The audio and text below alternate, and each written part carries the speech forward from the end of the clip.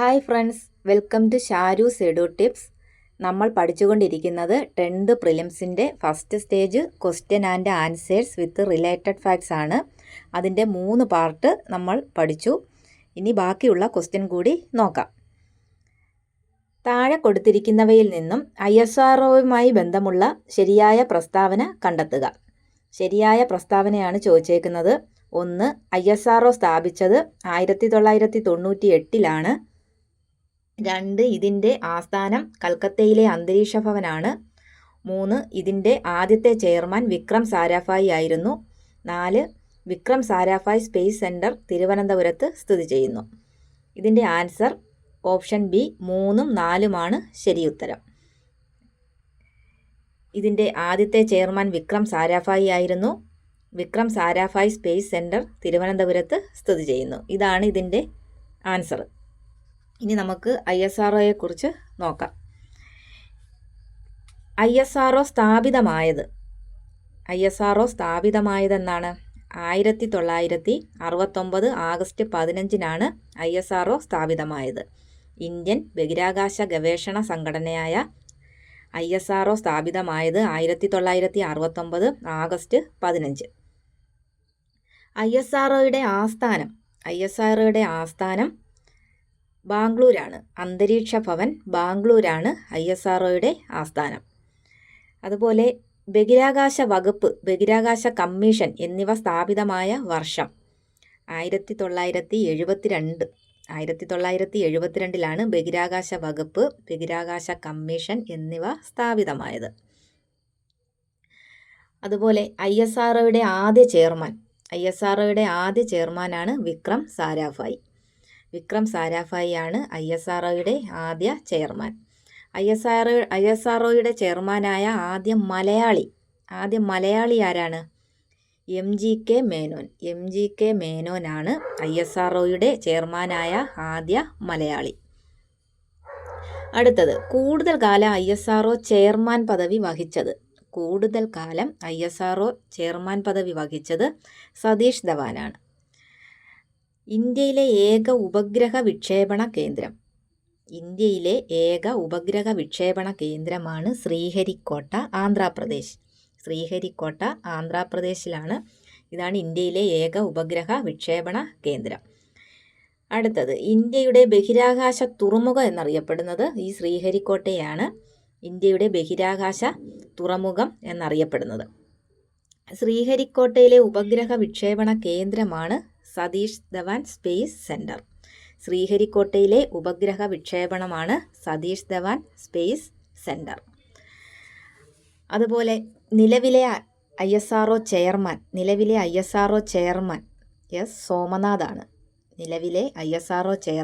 S സോമനാഥാണ്. ISROയുമായി ബന്ധപ്പെട്ട് പ്രവർത്തിക്കുന്ന ഒരു സ്ഥാപനമാണ് സതീഷ് ധവാൻ സ്പേസ് സെൻറ്റർ. ISROയുമായി ബന്ധപ്പെട്ട് പ്രവർത്തിക്കുന്ന സ്ഥാപനമാണ് സതീഷ് ധവാൻ സ്പേസ് സെൻറ്റർ. ഇത് സ്ഥാപിതമായത് 1971-ലാണ്. സതീഷ് ധവാൻ സ്പേസ് സെൻറ്റർ സ്ഥാപിതമായത്. സതീഷ് ധവാൻ സ്പേസ് സെൻറ്റർ സ്ഥിതി ചെയ്യുന്നത് എവിടെയാണ്? അത് ശ്രീഹരിക്കോട്ട, ആന്ധ്രാപ്രദേശിലാണ്. സതീഷ് ധവാൻ സ്പേസ് സെൻറ്റർ സ്ഥിതി ചെയ്യുന്നത് ശ്രീഹരിക്കോട്ട, ആന്ധ്രാപ്രദേശിലാണ്. അത് നമ്മൾ ISROയെ കുറിച്ചാണ് നോക്കിയത്. പറഞ്ഞ ക്വസ്റ്റ്യൻ താഴെ കൊടുത്തിരിക്കുന്നവയിൽ നിന്നും ISROയുമായി ബന്ധമുള്ള ശരിയായ പ്രസ്താവന കണ്ടെത്തുക. അതിൻ്റെ ആൻസർ ഓപ്ഷൻ ബി ആണ്. 3ഉം 4ഉം ആണ് ശരി ഉത്തരം. അടുത്ത ക്വസ്റ്റ്യൻ, സ്വാതന്ത്ര്യ സമരകാലത്ത് മലബാറിൽ പ്രസിദ്ധീകരിച്ച അല്ലമീൻ പത്രവുമായി ബന്ധപ്പെട്ട താഴെ കൊടുത്തിരിക്കുന്ന പ്രസ്താവനകളിൽ ശരിയേത്? ശരിയാണ് ചോദിച്ചേക്കുന്നത്. 1. മുഹമ്മദ് അബ്ദുറഹിമാൻ സാഹിബിൻ്റെ നേതൃത്വത്തിലാണ് ആരംഭിച്ചത്. 2. 1924 ഒക്ടോബർ 12-നാണ് ആരംഭിച്ചത്. 3. 1939 ബ്രിട്ടീഷ് സർക്കാർ പത്രം നിരോധിച്ചു. 4. പത്രത്തിൻ്റെ ഓഫീസ് സ്ഥിതി ചെയ്യുന്നത് താനൂരിലാണ്. ഇതിൻ്റെ ആൻസർ ഓപ്ഷൻ എ ആണ്. 1ഉം 2ഉം 3ഉമാണ് ശരിയുത്തരം. മുഹമ്മദ് അബ്ദുറഹിമാൻ സാഹിബിൻ്റെ നേതൃത്വത്തിലാണ് ആരംഭിച്ചത്. 1924 ഒക്ടോബർ 12-നാണ് ആരംഭിച്ചത്. 1939 ബ്രിട്ടീഷ് സർക്കാർ പത്രം നിരോധിച്ചു. ഇതാണ് ശരിയുത്തരം. പത്രത്തിൻ്റെ ഓഫീസ് സ്ഥിതി ചെയ്യുന്നത് എവിടെയാണ്? കോഴിക്കോടാണ് പത്രത്തിൻ്റെ ഓഫീസ് സ്ഥിതി ചെയ്യുന്നത്. അതുപോലെ ഈ ഒക്ടോബർ 12-ന് ഈ പ്രസിദ്ധീകരണത്തിൻ്റെ 100-ാം വാർഷികം ആഘോഷിച്ചു. ഒക്ടോബർ 12-ന് പ്രസിദ്ധീകരണത്തിൻ്റെ 100-ാം വാർഷികം ആചരിച്ചു. അപ്പോൾ പറഞ്ഞത് താഴെ കൊടുത്തിരിക്കുന്നവയിൽ സ്വാതന്ത്ര്യസമര കാലത്ത് മലബാറിൽ പ്രസിദ്ധീകരിച്ച അല്ലമീൻ പത്രവുമായി ബന്ധപ്പെട്ട താഴെ കൊടുത്തിരിക്കുന്ന പ്രസ്താവനകളിൽ ശരിയേത്? ഇതിൻ്റെ ആൻസർ ഓപ്ഷൻ എ 1, 2, 3 ശരി ഉത്തരം. അടുത്ത ക്വസ്റ്റ്യൻ, താഴെ കൊടുത്തിരിക്കുന്ന സംഭവങ്ങളുടെ ശരിയായ കാലഗണനാക്രമം ഏത്? 1 അതിർത്തി ഗാന്ധിയുടെ മരണം, 2 മലബാർ കലാപം, 3 ക്ഷേത്രപ്രവേശന വിളംബരം, 4 ജവഹർലാൽ നെഹ്റുവിൻ്റെ മരണം. ഇതിൻ്റെ ആൻസർ ഓപ്ഷൻ എ ആണ്. 2, 3, 4, 1 ഇതാണ് ഇതിൻ്റെ ആൻസർ. അപ്പോൾ ആദ്യം നടന്നത് മലബാർ കലാപം. മലബാർ കലാപം 1921. അടുത്തത് ക്ഷേത്രപ്രവേശന വിളംബരം 1936 ക്ഷേത്രപ്രവേശന വിളംബരം. അത് കഴിഞ്ഞ് നെഹ്റുവിൻ്റെ മരണം 1964. അടുത്തത് അതിർത്തി ഗാന്ധിയുടെ മരണം 1988. അതിർത്തി ഗാന്ധി എന്നറിയപ്പെടുന്നത് ആരാണ്? അതിർത്തി ഗാന്ധി എന്നറിയപ്പെടുന്നത് ഖാൻ അബ്ദുൽ ഗാഫർ ഖാനാണ് അതിർത്തി ഗാന്ധി എന്നറിയപ്പെടുന്നത്. അതുപോലെ ഫ്രോണ്ടിയർ ഗാന്ധി എന്നൊക്കെ അറിയപ്പെടുന്നത് ഖാൻ അബ്ദുൽ ഗാഫർ ഖാനാണ്. അപ്പോൾ ബീഹാർ ഗാന്ധി ആരാണ്? ബീഹാർ ഗാന്ധി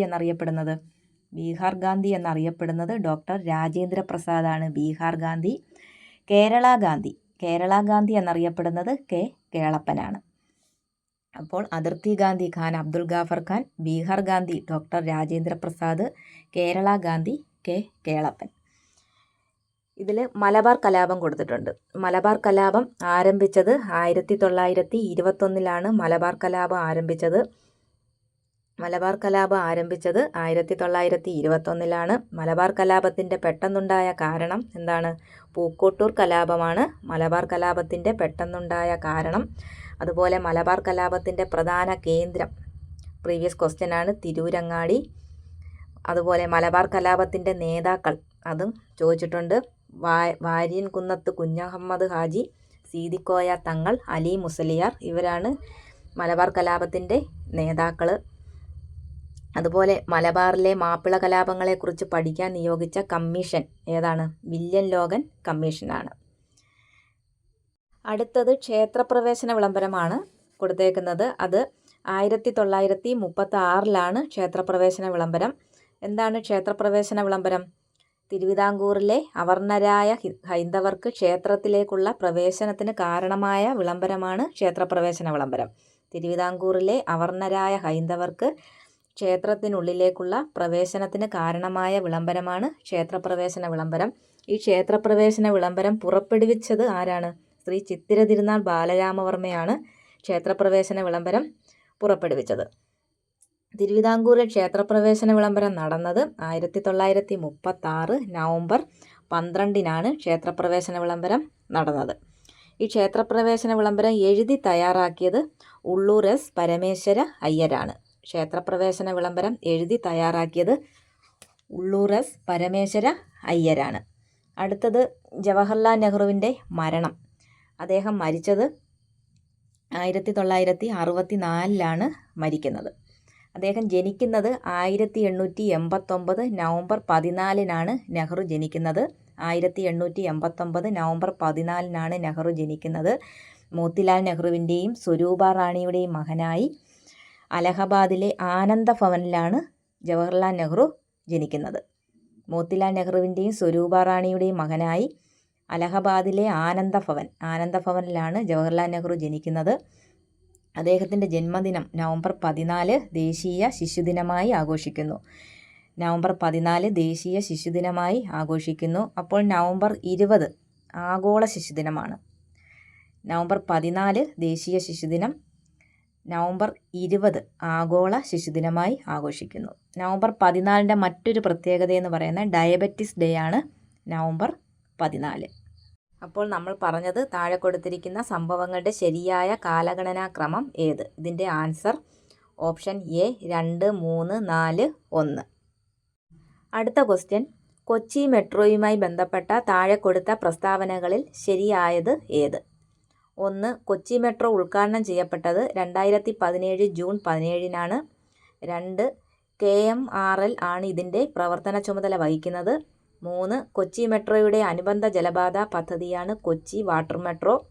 4. ഇന്ത്യയിലെ 18ാമത്തെ മെട്രോ റെയിൽവേയാണിത്. ഇതിൻ്റെ ആൻസർ ഓപ്ഷൻ സി 1, 2, 3 ശരി ഉത്തരം.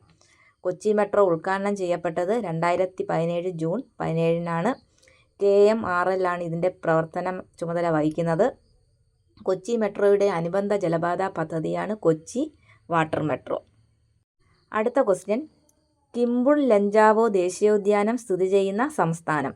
Option A Manipur, option B Meghalaya, option C Tripura, option D Nagaland. ഇതിൻ്റെ ആൻസർ ഓപ്ഷൻ എ മണിപ്പൂർ. മണിപ്പൂരിലാണ് കിംബുൾ ലഞ്ചാവോ ദേശീയോദ്യാനം സ്ഥിതി ചെയ്യുന്നത്. അടുത്ത ക്വസ്റ്റ്യൻ, നഗരഗാർഹിക അവശിഷ്ടങ്ങളിൽ നിന്നും വൈദ്യുതി ഉൽപ്പാദിപ്പിക്കുന്ന ഇന്ത്യയിലെ ആദ്യത്തെ അർബൻ വേസ്റ്റ് മാനേജ്മെൻറ്റ് സംവിധാനം നടപ്പിലാക്കിയ നഗരം. Option A Ahmedabad, option B Jaipur, option C Vadodara, option D Surat. ഇതിൻ്റെ ആൻസർ ഓപ്ഷൻ എ അഹമ്മദാബാദ് ആണ്. നഗരഗാർഹിക അവശിഷ്ടങ്ങളിൽ നിന്നും വൈദ്യുതി ഉൽപ്പാദിപ്പിക്കുന്ന ഇന്ത്യയിലെ ആദ്യത്തെ അർബൻ വേസ്റ്റ് മാനേജ്മെൻറ്റ് സംവിധാനം നടപ്പിലാക്കിയ നഗരമാണ് അഹമ്മദാബാദ്. അടുത്ത ക്വസ്റ്റ്യൻ, ജൂൺ മാസത്തിൽ തുടങ്ങി സെപ്റ്റംബർ മാസം വരെ നീണ്ടു നിൽക്കുന്ന ഇന്ത്യയിലെ കാർഷിക കാലം.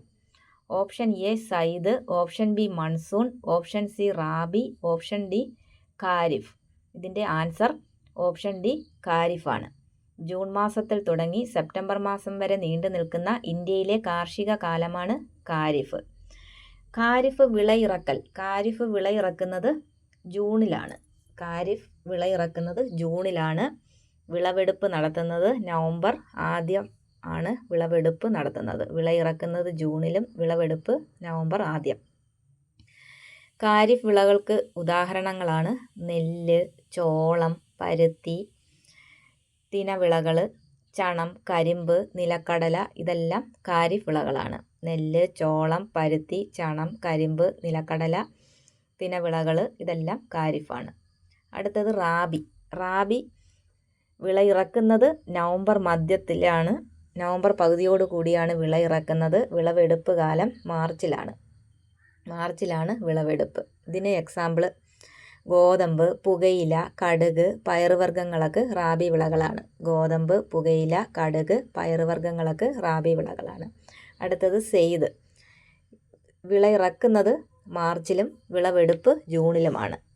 വിളയിറക്കുന്നത് മാർച്ചിലും വിളവെടുപ്പ് കാലം ജൂണിലുമാണ്. ഇതിന് ഉദാഹരണം പഴവർഗ്ഗങ്ങൾ, പച്ചക്കറികളൊക്കെ സെയ്ദ് വിളകൾക്ക് എക്സാമ്പിളാണ്. പഴങ്ങൾ, പച്ചക്കറികളൊക്കെ. അപ്പോൾ നമ്മൾ പറഞ്ഞത് ജൂൺ മാസത്തിൽ തുടങ്ങി സെപ്റ്റംബർ മാസം വരെ നീണ്ടു നിൽക്കുന്ന ഇന്ത്യയിലെ കാർഷിക കാലമാണ് ഖാരിഫ്. അടുത്ത ക്വസ്റ്റ്യൻ, അവശിഷ്ട പർവ്വതങ്ങൾക്ക് റെസിഡ്യൂൽ പർവ്വതം ഉദാഹരണമാണ്. Option A Aravalli, option B Sahyadri, option C Elamala കുന്നുകൾ, ഓപ്ഷൻ ഡി നീലഗിരി കുന്നുകൾ. ഇതിൻ്റെ ആൻസർ ഓപ്ഷൻ എ ആരവല്ലിയാണ്. അവശിഷ്ട പർവ്വതങ്ങൾക്ക് ഉദാഹരണമാണ് ആരവല്ലി.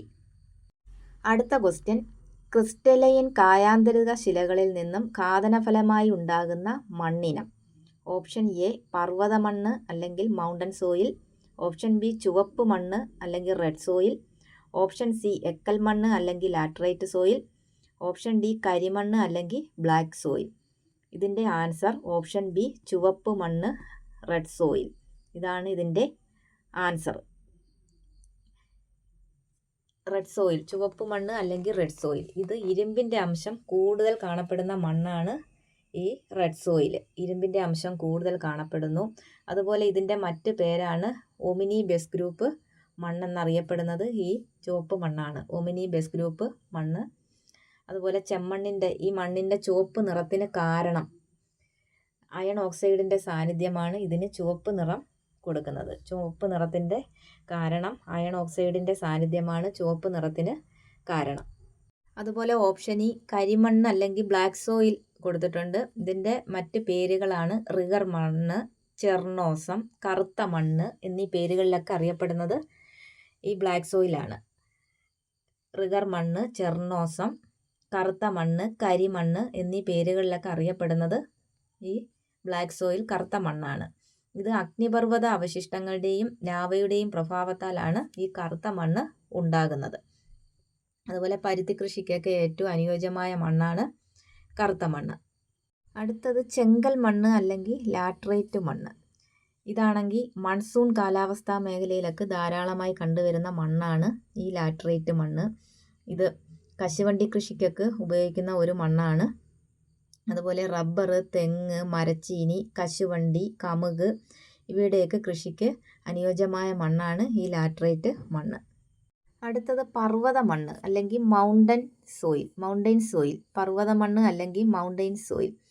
ഇത് വനപ്രദേശങ്ങളിൽ, പർവ്വത പ്രദേശങ്ങളിലൊക്കെ ധാരാളമായി കാണപ്പെടുന്ന മണ്ണാണ് ഈ പർവ്വത മണ്ണ്.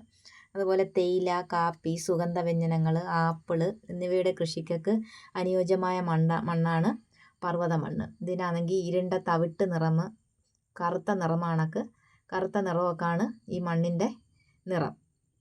അപ്പോൾ ഇന്നത്തെ ക്ലാസ് ഇവിടെ കഴിഞ്ഞു. ക്ലാസ് ഇഷ്ടപ്പെട്ടെന്ന് കരുതുന്നു. എല്ലാവരും നല്ലതുപോലെ പഠിക്കുക.